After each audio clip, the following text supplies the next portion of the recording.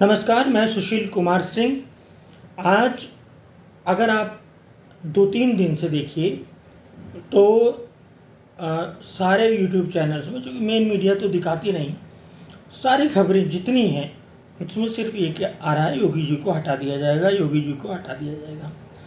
थोड़ा सा जो योगी के समर्थक लोग थे उसमें एक विशेष जाति, वो लोग भी कह रहे हैं कि हाँ ये है वो है, दिक्कतें हैं। हाँ, मैं मानता हूँ ब्यूरोक्रेसी पे कोई कंट्रोल नहीं है, लेकिन उसका कारण भी शायद दिल्ली ही है।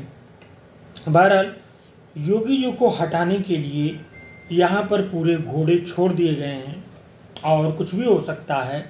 तो ऐसी स्थिति में आगे क्या होगा यह बहुत लोग जानना चाहते हैं और इस पर कई 2-3 एपिसोड पहले भी बन चुका है, क्योंकि रोज़ उनको हटाने की बात होती है। तो ऐसा क्यों हो रहा है, इस तरह की बातें क्यों चल रही हैं, ये हम कुंडली के द्वारा जानने का प्रयास करेंगे। मैंने आज पूरा इंटरनेट का गाड़ डाला, उसमें मुझे मेरे अलावा कोई दूसरा आदमी नहीं मिला जो 29 दिसंबर उनकी जन्मतिथि का प्रयोग करता हो। सब लोग 5 जून 72 करते हैं। जिस तरह अखिलेश यादव के लिए 10 जुलाई, राजनाथ सिंह जी के लिए राजनाथ सिंह का भी जुलाई में कोई करते हैं, तो अखिलेश यादव का 1 जुलाई और राजनाथ सिंह का 10 जुलाई। तो जब तक मैं जिस विद्या का प्रयोग करता हूँ उसमें टाइम बहुत मैटर नहीं करता मोटी मोटी चीज़ों के लिए, लेकिन मैं सचमुच थोड़ा पहली बार मैं किसी चीज़ को लेकर असमंजस में हूँ। असमंजस ये है कि योगी जी की कुंडली बहुत कुछ मतलब हिल रही है इस वक्त। मैं ऐसा बिल्कुल नहीं कहता कि वो हटा ही दिए जाएंगे, लेकिन परिवर्तन और इस तरह की चीज़ें दिखती हैं। सबसे पहले हम कुंडली की बात कर लें। कुंडली में कर्क लग्न में केतु लगन में बैठा हुआ है। केतु विभाजनकारी होता है, विभाजनकारी, और वो वैराग्य देता है। शनि चंद्रमा एक साथ 11वें घर में बैठे हैं, अर्थात ये संन्यास का योग है। तो मंगल 9वें भाव में और बुध बृहस्पति 5वें घर में। छठा सूर्य बहुत ही दमदार होता है। ऐसा आदमी किसी से झुकता वगैरह नहीं है, ये दिक्कत है। अब अगर हम इसको जो योग हैं वो देखें तो चंद्रमा मूल त्रिकोण में है, उच्च का है, पूरी कुंडली का जान है। इसके बाद शनि और शुक्र ये राशि परिवर्तन किए हुए हैं। हमारे यहाँ राशि परिवर्तन करने का मतलब जिससे राशि परिवर्तन किया हो वो ग्रह उसमें चला जाएगा। जैसे शनि और शुक्र, तो शुक्र शनि के घर में आ जाएगा, ध्यान रखिए, शुक्र शनि के घर में आ जाएगा और शनि शुक्र के घर में।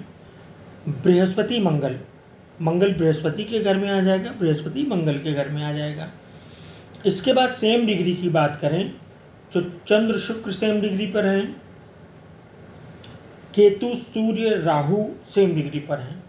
केतु सूर्य राहु ये सेम डिग्री पर हैं। वैसे केतु सूर्य राहु मेरा भी सेम डिग्री पर है। तो यहाँ पर आप देख सकते हैं कि सूर्य राहु का संबंध बन रहा है, ठीक है। तो अब आगे बढ़ते हैं, क्या क्या दिखता है। तो इसी बीच में मैं आपसे बहुत विनम्र निवेदन से करता हूँ कि कृपा करके आप लोग चैनल को सब्सक्राइब ज़रूर कर लीजिए, प्लीज़ सब्सक्राइब कर लीजिए, लाइक करिए, वीडियो पसंद हो तब शेयर करिए, नहीं तो मत करिए। अब आज का हम ट्रांजिट अगर देखते हैं तो आज के ट्रांजिट के हिसाब से लग्न पे शुक्र मंगल चल रहा है, सूर्य 12वें घर में चल रहा है, जो कल ही या परसों मुझे लगता है आज कल में वो लग्न में आ जाएगा। मतलब योगी जी के लग्न में शुक्र बुध सूर्य आ जाएगा। तो सूर्य का लग्न में आना ये अच्छा होता है। तो लेकिन क्रोध भी देता है और शक्ति भी देता है। बृहस्पति मंगल 11वें घर में है, राहु 9वें घर में है और शनि वक्री होके इनके 8वें घर में है और केतु जाके 3रे घर में है। अब मैं अपनी विद्या लगाता हूँ। देखिए, जब शनि शुक्र के घर में है और शुक्र शनि के घर में है, बृहस्पति मंगल के घर में है, मंगल बृहस्पति के घर में है, अर्थात इनकी कर्क लग्न की कुंडली है। जिसको नोट करना हो नोट कर सकता है। 29 दिसंबर 1971 8 बजकर रात में इनका पौड़ी में जन्म हुआ था। अब देखिए, जुपिटर और मार्स, मतलब जो मंगल 9वें में है वहाँ बृहस्पति हम लेंगे और 5वें में जो बृहस्पति है वहाँ हम मंगल ले लेंगे, तो मंगल शनि का एक बहुत तगड़ा कॉम्बिनेशन बन गया। अब ये हम देखते हैं जो बेसिक चीज़ें हो गई, उसमें ये हो गया कि शनि आ गया शुक्र के घर में अर्थात 7वें भाव में।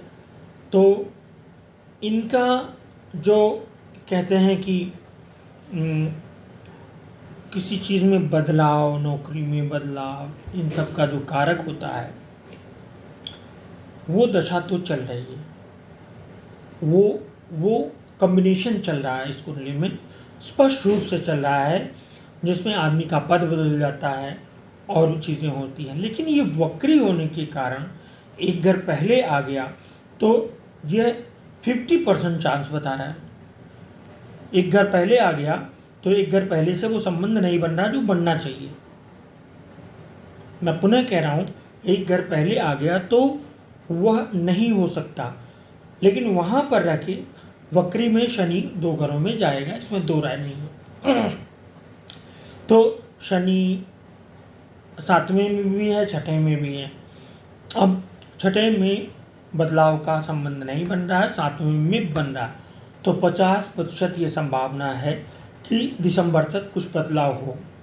अगर हम दिसंबर के बाद की स्थिति देखते हैं तो दिसंबर के बाद की स्थिति में ये शनि फिर 6ठे घर में आ जाएगा और यहाँ पर पुनः ये स्थिति दिखती है 50% की। तो मैं इतना कह सकता हूँ कि यह संघर्ष लगातार चलेगा। आपको जान के आश्चर्य होगा, हमारी अगर पुरानी वीडियो देखेंगे तो मैं इसमें स्पष्ट रूप से लिखा हूँ, मैंने स्पष्ट रूप से बताया है कि योगी जी का तभी से कि इनको हटाने का प्रयास होगा, साजिशें होंगी, हटाने का प्रयास होगा, साजिशें होंगी, इस तरह बहुत सारे वीडियो हैं, पुरानी वीडियोस में आप देख सकते हैं। तो ये लगातार चलता जाएगा, ये इनके खिलाफ षड्यंत्र चलता जाएगा और 50% की संभावनाएं रहेंगी।